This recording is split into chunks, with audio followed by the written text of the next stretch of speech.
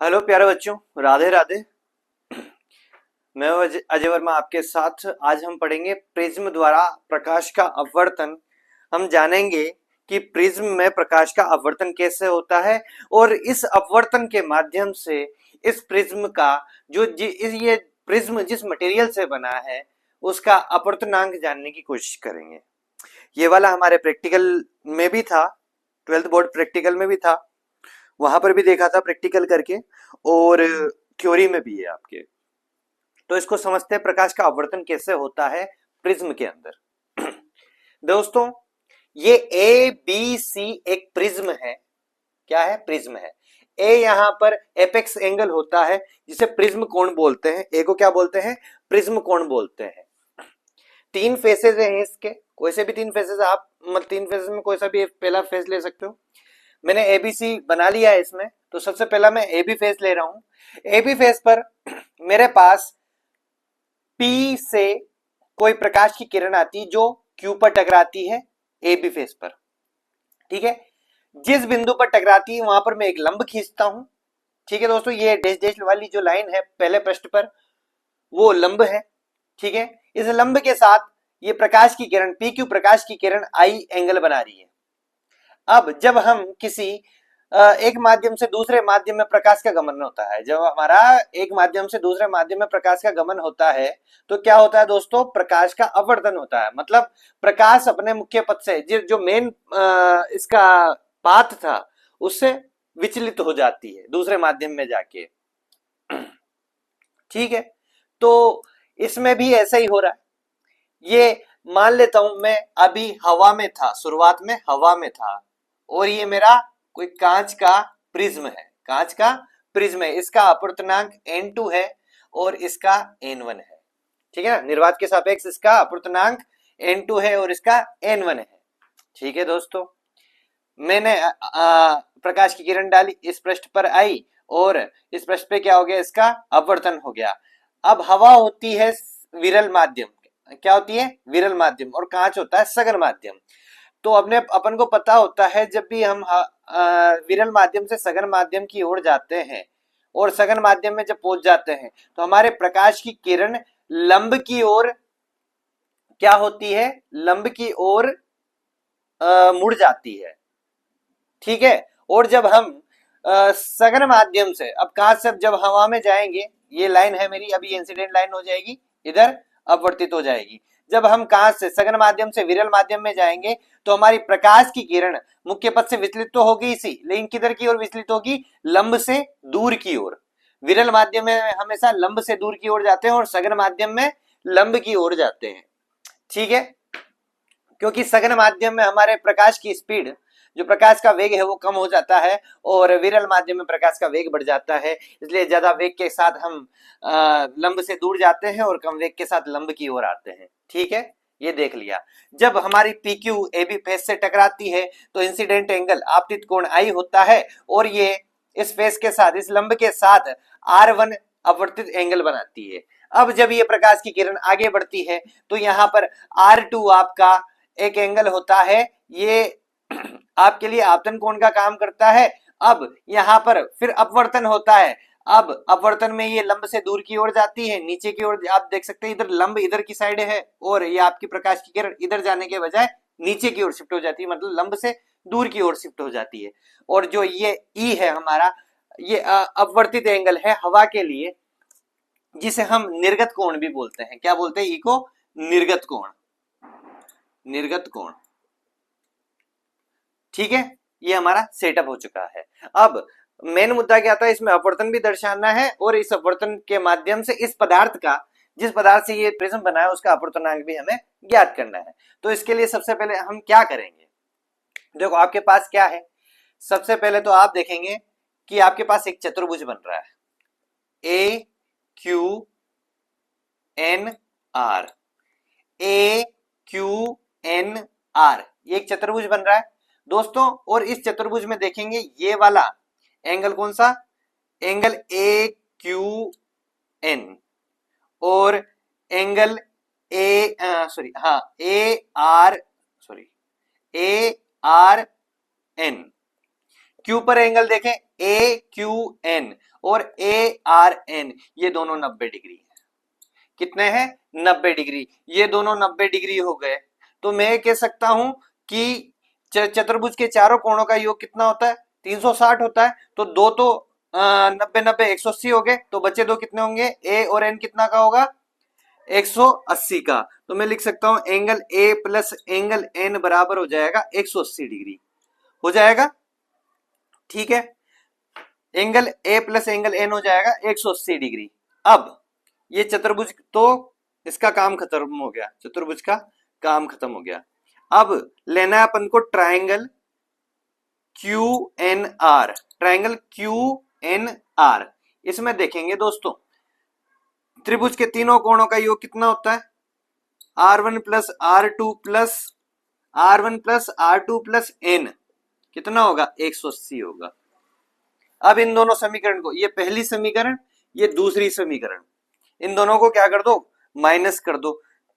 Minus minus minus minus, 180 में से 180 गया तो 0, n में से n गया तो 0। यहां पे आ जाएगा a, माइनस साइन कॉमन ले लेता हूं दोनों में से, R1 प्लस R2,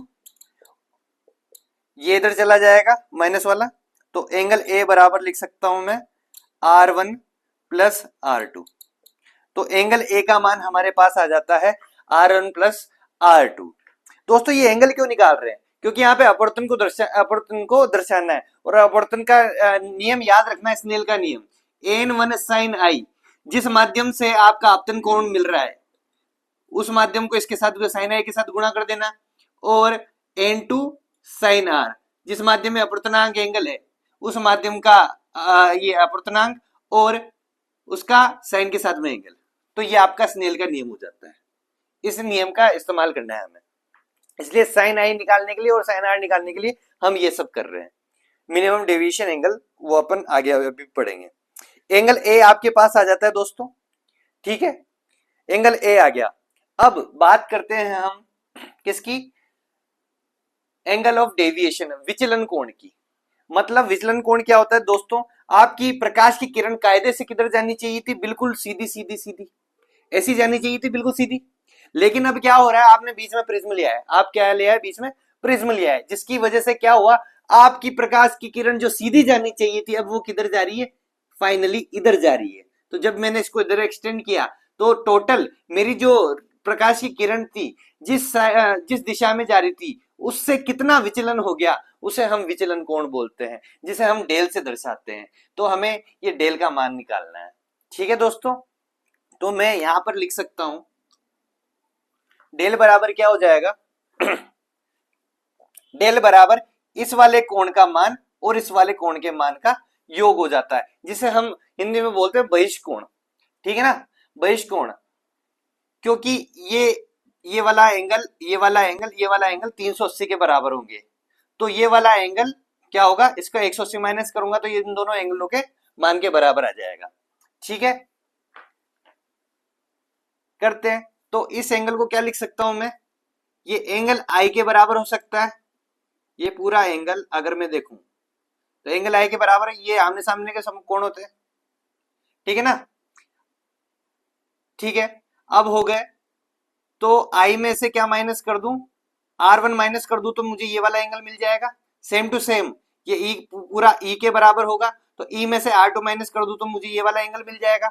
तो मैं लिख सकता हूं I minus R1 plus I minus E minus R2 बराबर किसके बराबर? डेल के बराबर, बहिष्कोण। ये बहिष्कोण की प्रॉपर्टी हमने इस्तेमाल की। आगे फर्दर इसको लिख सकता हूं I plus E minus sine common लेके R1 प्लस R2 बराबर कितना हो जाएगा? डेल। और दोस्तों हमें इस वाली समीकरण से, समीकरण 3 से हमें पता है, समीकरण 3 से कर सकते हैं कि I प्लस E माइनस ए बराबर डेल हो जाएगा। तो I प्लस E कितना हो जाएगा? डेल प्लस ए। तो ये कंडीशन आ गई, ठीक है ना? इसको चौथी समीकरण दे दो। अब दोस्तों हमें क्या चाहिए? अब कंडीशन रहेगी मिनिमम डेविएशन की। किसकी रहेगी? मिनिमम डेविएशन की कंडीशन रहेगी। अब मिनिमम डेविएशन के लिए कंडीशन क्या होती है? कंडीशन स्पेशल कंडीशन होती है कि आई ई के बराबर होता है और R1 R2 के बराबर होता है। ठीक है, जब ये कंडीशन होती है तो हमारा जो एंगल ऑफ डेविएशन है वो मिनिमम निकल के आता है। क्या निकल के आता है? मिनिमम निकल के आता है। तो मिनिमम डेविएशन की कंडीशन के लिए अगर कैलकुलेट करेंगे तो आई बराबर ई हो जाएगा। इसी कंडीशन का इस्तेमाल करूंगा तो आई प्लस आई 2i कर सकता हूं मैं। ठीक है, और डेल प्लस ए हो जाएगा यहां पे। ठीक है दोस्तों, और एक और चीज है, तो हमारे पास ये इक्वेशन नंबर 3 से लिख सकते हैं कि a बराबर कितना हो जाएगा? 2r हो जाएगा। ठीक है ना, a बराबर कितना हो जाएगा? 2r हो जाएगा। तो r बराबर क्या लिख सकता हूं? a/2। ठीक है, इस i में 2i आया था ना, इसको आगे फर्दर सोल्व करके लिख सकते हैं i बराबर डेल प्लस a/2। अब यहाँ पे स्नेल का नियम का इस्तेमाल कर रहे थे ना अपन, मैंने बताया था शुरू में। यहाँ पे आई आ गया और आर आ गया, तो स्नेल के नियम में डाल दो।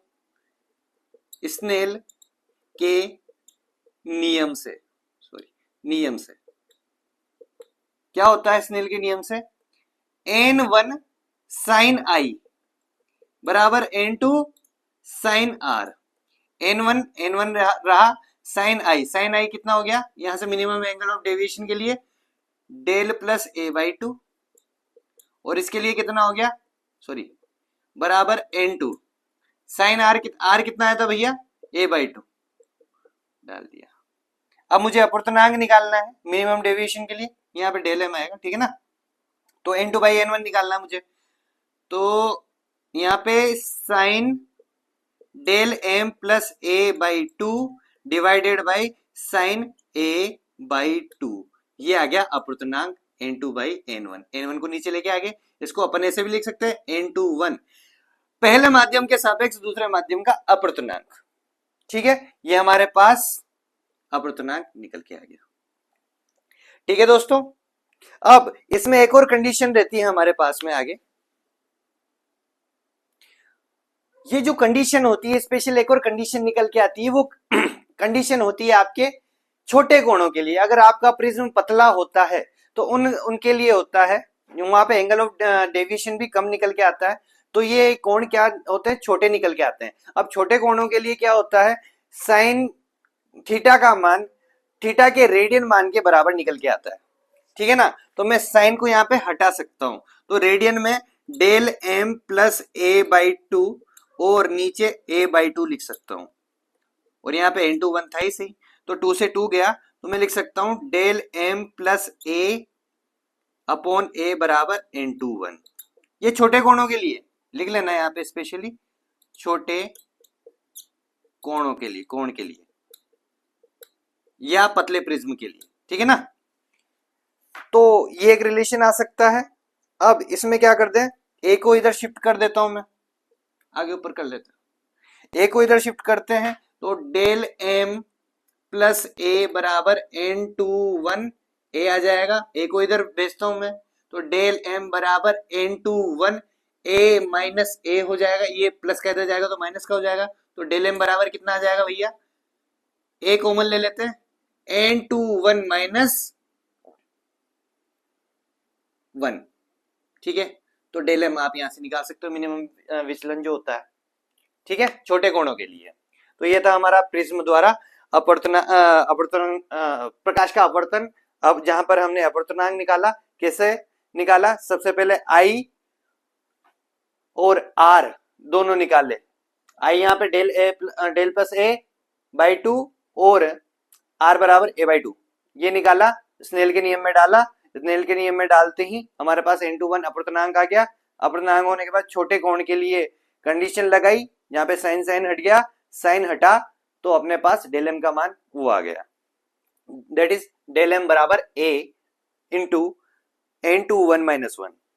ठीक है, ब्रैकेट में था। समझ में आ गया ना? आपको क्या करना है? सबसे पहले चतुर्भुज लेना है, AQNR ले लिया, फिर उसके बाद उसमें चारों कोणों का योग 360 होना चाहिए, दो कोणों का योग तो 90 90 180 हो गया, तो दो को हटा दो, बचे दो, इनका भी 180 होना चाहिए। तो 100 a प्लस एन कितना हो गया 180, पहली कंडीशन इक्वेशन आ गई। अब दूसरे में क्या करना है, क्यू एन आर, ये वाला त्रिभुज लेना है। त्रिभुज के तीनों कोणों का योग 180 होता है, तो R one plus R two plus N कितना होता है 180। अब पहली और सेकंड इक्वेशन को आप माइनस कर दीजिए, आपके पास a बराबर R one plus R two आ जाएगा, a का मान आ गया। और अगला जो डेल एम लेना है विचलन कोण, विचलन कोण का मान क्या आएगा, इस वाले कोण और इस वाले कोण के योग के बराबर, बहिष्कोण जिसे बोलते हैं हम।